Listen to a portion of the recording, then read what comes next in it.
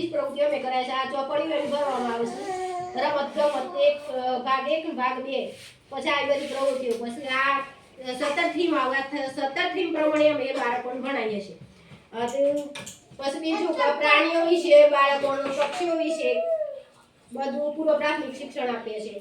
એટલે દરેક વાલીઓએ બાળકોને અંગણવાડીમાં નિયમિત મોકલવાનો ને હોય જો બાળક તમારે રેગ્યુલર આવતું હોય છે તો બધી જ પ્રવૃત્તિઓ શીખશે તો દિશામાં તકલીફ ના પડે. પણ આ તો અંગણવાડીમાં છોકરાઓને મોકલતો જ નથી. પછી અમારે તો 4 મંગળવાર અમે ઉજવીએ છીએ. પહેલા મંગળવારે અમે જે પ્રથમ સગર્ભા હોય એનું શ્રીમંત કરાવીએ છીએ. બીજા મંગળવારે બાળકોનું વજન કરીએ છીએ. દરેક બાળકોનું વજન કરીએ. ત્રીજા મંગળવારે અન્નપ્રાશન. તો અન્નપ્રાશનના દિવસે અમે બાળ દિવસ ને જન્મદિવસ ઉજવીએ છીએ. અન્નપ્રાશન એટલે 6 મહિના પૂરા થાય અને 7મો મહિનો બેહાડ બાળકને એટલે અમે અન્નપ્રાશન બાળકને ખવડાવતા શીખવાડીએ છીએ વાલીને. અને જે બાળકો ગાલે એ બાળકો ઘેર જઈને વાલી કઈ વાનગીઓ બનાવી એ બધું વિશે શીખવાડીએ છીએ.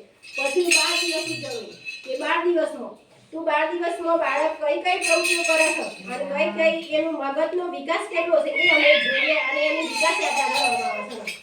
આ વિકાસ યાત્રા અમે કરવા બાળકનું 3 મહિને એવી આ વિકાસ યાત્રા ભરીએ છીએ કે બાળકના મગજનો વિકાસ કેટલો છે, શારીરિક વિકાસ કેટલો છે, બૌદ્ધિક વિકાસ કેટલો છે, સર્જનાત્મક વિકાસ કેટલો છે, ભાવનાત્મક વિકાસ કેટલો છે એ અમે આ ચોપડી પરથી બાળકને જે પ્રવૃત્તિ કરાવીએ એના પરથી બાળકનો એના વિકાસની સમજણ પડે.